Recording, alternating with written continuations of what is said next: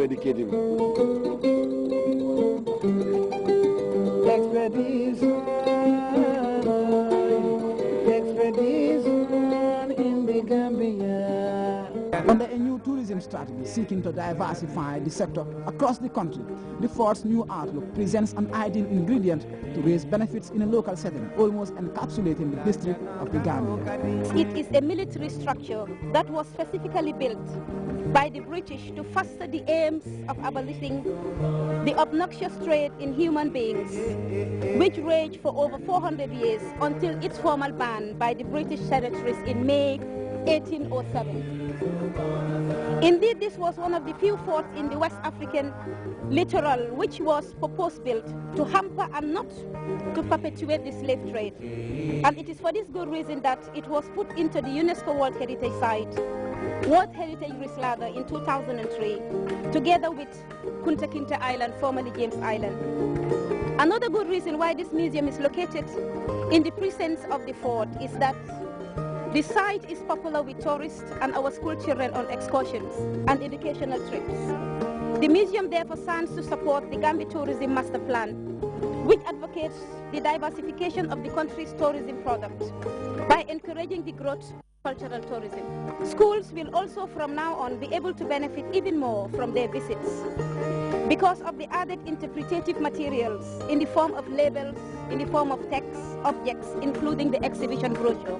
The project is a continuation of the laudable efforts of the NCAC to conserve for posterity historic and cultural sites under its purview, which is also in line with the dictates of Vision 2020 blueprints for national development of the Gambia under the dynamic leadership of His Excellency the President of the Republic, Sheikh Professor Dr. Alhaji Yahya AJJ Jammeh.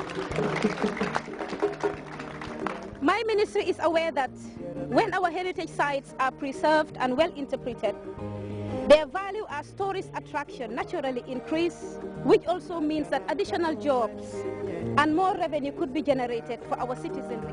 The British built this fort in 1832 to get ahead of slave traders. That endeavor proved successful, and 200 years later, as officials moved to restore and preserve the past, a small grant program has enabled them to get involved in Fort Bullen's history yet again. British High Commissioner David Mullen. The heritage and history provide an important link between our generations. It's really part of growing up to listen to one's parents and uncles and aunties telling you what it was like in their day. And this becomes extremely difficult when the signs of history have fallen away. So it really is a hugely impressive event today.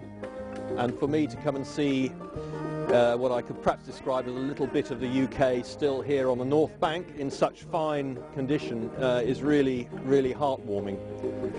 And as well as the historical and the heritage element to the reason for us being here today, and I'm particularly pleased that what we see around us is a monument to attempts to eradicate the slave trade rather than promote it. But another vital reason for this project is to promote the tourism sector here. My wife and I were here as tourists in 2006, long before I even dreamt of the opportunity of working here. And we never came over to the North Bank because we couldn't think of a reason why, frankly. I'll be honest.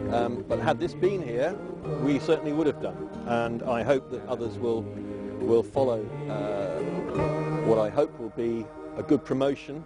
I know we've got representatives from the travel trade here who will, I hope, do their best to persuade visitors to come over and pay a very reasonable fee to have a look around the museum. And I do think the museum is a vital part of this. The fort is wonderful, but it's really good to lure people in with the attractions on offer behind those doors.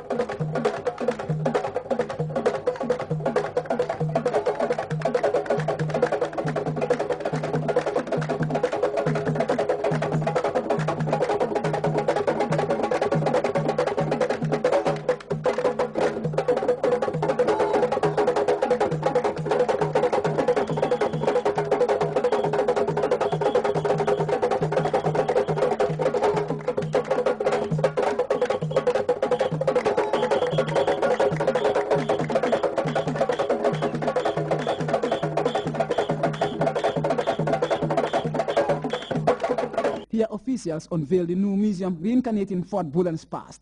Inside the structure, one will find an enticing exhibition portraying records of an action-packed era of local kings, British soldiers, and the wonder of times long gone.